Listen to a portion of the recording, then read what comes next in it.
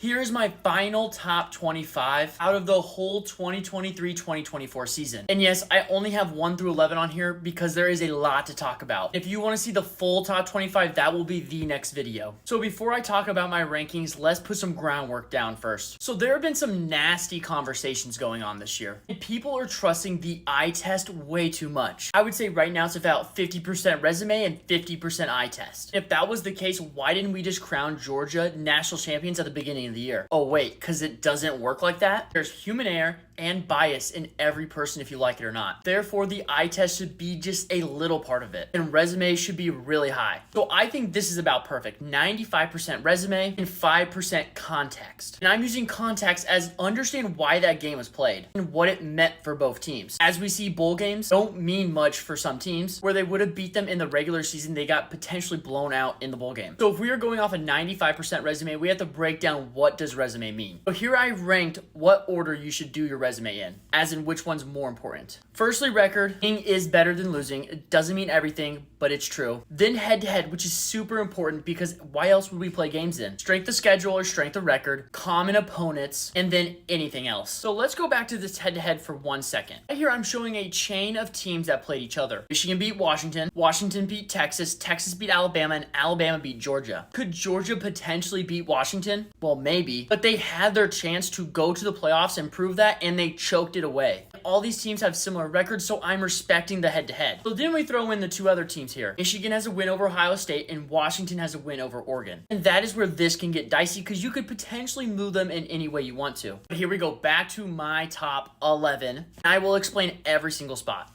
Michigan, Washington, 1-2, best teams, period. Actually, I do have Florida State 3. They didn't get beat all year long. They scheduled a preseason top 5 team in LSU, beat a top 20 team in Clemson, and beat about a top 15 in Louisville without their starting quarterback. And people who say, well, it's a different team without Jordan Travis, you aren't wrong, but football doesn't start in November. It starts all the way back in August. Since no one proved that they could beat Florida State with all their players not opting out, they get the 3rd spot. And just a reminder, I am not submitting a college football playoff ballot. I am just ranking my 1 through 11 here. If you think there isn't a difference, you're a casual. Nextly, I slotted in Ohio State next. I think they played Michigan the hardest out of any team this year. McCord threw that pick on the 20. They were literally 20 yards from potentially being the national champions this year. I know Bama went into overtime with Michigan, but Michigan mostly controlled that whole game and gave them easy touchdowns with that muff punt that gave them like a 10-yard field to score. Then nextly, I slotted in Oregon. I know they lost to Washington twice, but if any of these teams played Washington twice, they probably would also have 2 losses. Again, remember these head-to-head, and Oregon played a way better game, both games, than Texas did against Washington. So that's why I slot Oregon in at the 5.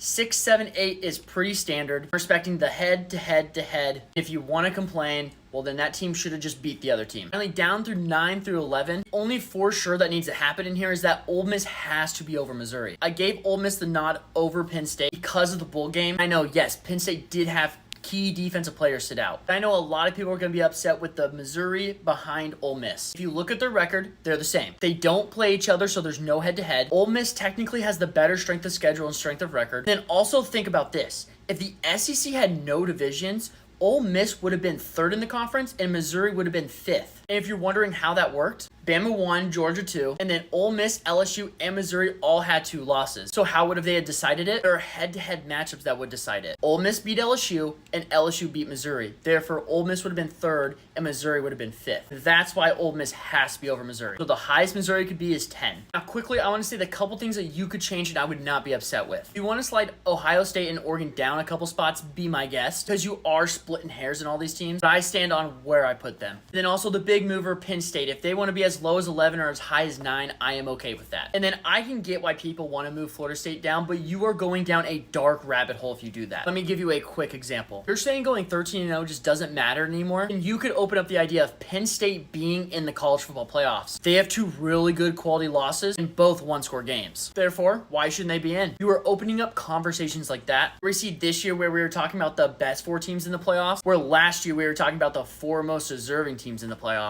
And if you think that's wrong, then why didn't Alabama get in over TCU? But anyways, here is my top 11. I'll be releasing my top 25 in a couple hours.